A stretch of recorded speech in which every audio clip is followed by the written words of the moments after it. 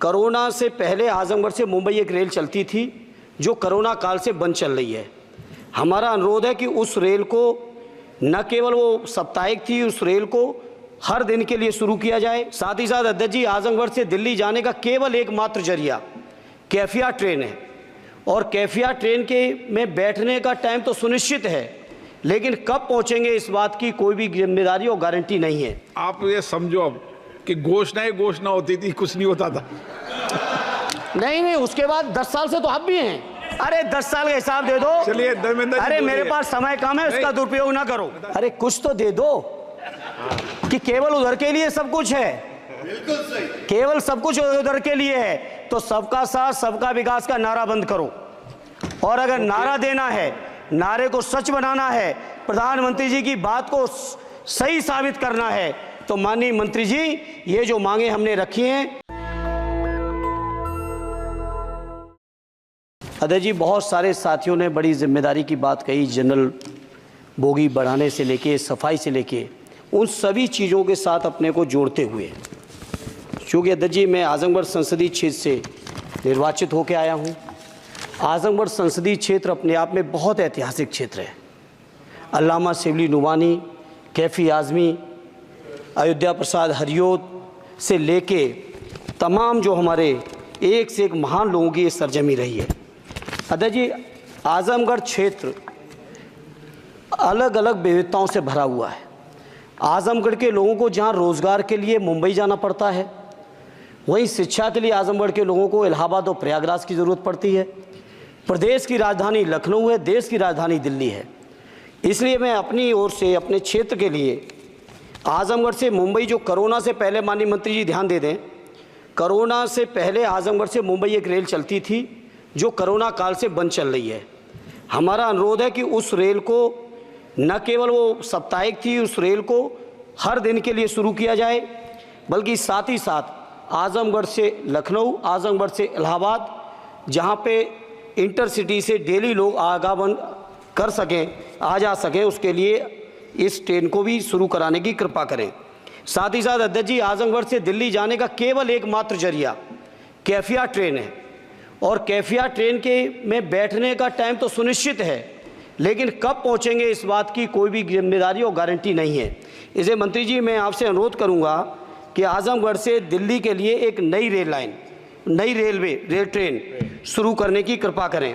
मैंने general budget की चर्चा में भी जिक्र किया था, आजमगढ़ से बनारस से बायां आजमगढ़ गोरखपुर तक नई रेल लाइन का बड़ा प्रचार किया गया। अध्यक्ष जी, हमसे पूर्व सांसद ने बहुत प्रचार किया कि हमने सैंक्शन करा दिया है, लेकिन उस पर अभी एक भी रुपए की बजट न स्वीकृत है, न उस योजना का स्वीकृत है। सर्वे ज़रूर हुआ है, डीपीआर ज़रूर बनी है, लेकिन उसकी स्वीकृति मंत्री जी और फंड अभी बाकी है।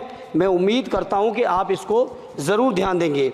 साथ ही साथ अध्यक्ष जी, आजमगढ़ में जहानागंज से सठियाओं के बीच रेलवे ओवरब्रिज न होने की वजह से घंटों जाम लगता है।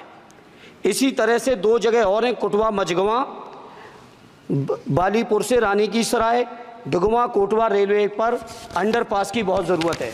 अध्यक्ष जी 1 मिनट और लेंगे। मैं बड़ा सौभाग्यशाली हूँ अध्यक्ष जी कि उत्तर प्रदेश की 3 विभिन्न लोकसभाओं का मैंने प्रतिनिधित्व करने का मुझे मौका मिला, और वो तीनों ही क्षेत्र सदैव नेताजी की कर्मभूमि रहे, स्वर्गीय शरद यादव जी की कर्मभूमि रहे, माननीय अखिलेश यादव जी की कर्मभूमि रहे। इन तीनों ही क्षेत्रों की अलग अलग मांगें हैं। इसके लिए मैं आपसे थोड़ा सा अनुरोध करूंगा। अध्यक्ष जी, जब लालू प्रसाद जी, माननीय लालू जी देश के रेल मंत्री थे, उस समय एक योजना की घोषणा की गई थी इसी सदन में।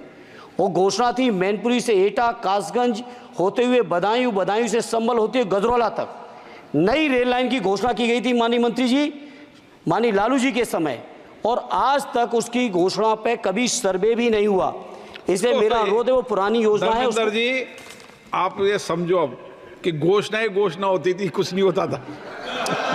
नहीं, उसके बाद 10 साल से तो आप भी हैं, 10 साल से ये भी हैं अध्यक्ष जी। ऐसा नहीं है 10 साल से ये भी बैठे हैं। चूंकि हमारी पार्टी के पास समय कम है, इसलिए हम उसको ज़्यादा लंबा नहीं कहेंगे। दूसरा, मैनपुरी से अध्यक्ष जी विभाग नहीं बदल गया है, भारत सरकार की जिम्मेदारी है। आज जो ये मंत्री जी घोषणा करेंगे, अगले मंत्री की जिम्मेदारी बनेगी, अगले मंत्री की जिम्मेदारी बनेगी।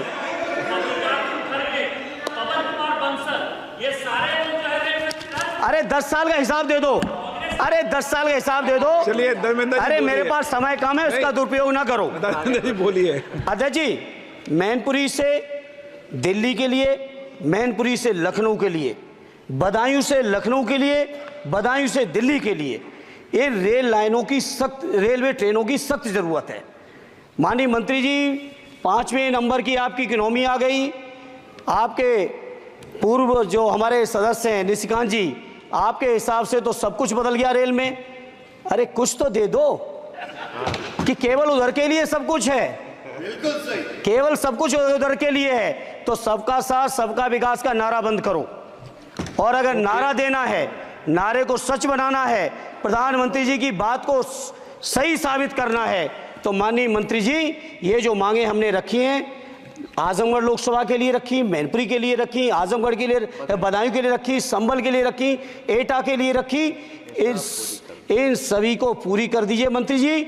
और नहीं कर सकते हैं तो कम से कम इस सदन के अंदर तो सबका साथ सबका विकास नारा देना बंद ही कर दो। और नारा जिस दिन देना बंद कर दोगे और ये कह दोगे कि आप विपक्ष में आपका नहीं करेंगे, उस दिन हम अपने क्षेत्र के लोगों को संतुष्ट भी कर लेंगे। हमारे क्षेत्र के लोग इतने स्वाभिमानी लोग हैं। नेशनल दस्तक की आपसे गुजारिश है कि अगर इसको बचाना चाहते हैं तो नेशनल दस्तक को सब्सक्राइब करने के लिए रेड कलर के सब्सक्राइब बटन को दबाएं, फिर बेल आइकन की घंटी दबाएं। नेशनल दस्तक को बचाने के लिए बहुत जरूरी है कि हर खबर को शेयर करें, लाइक करें, कमेंट जरूर करें।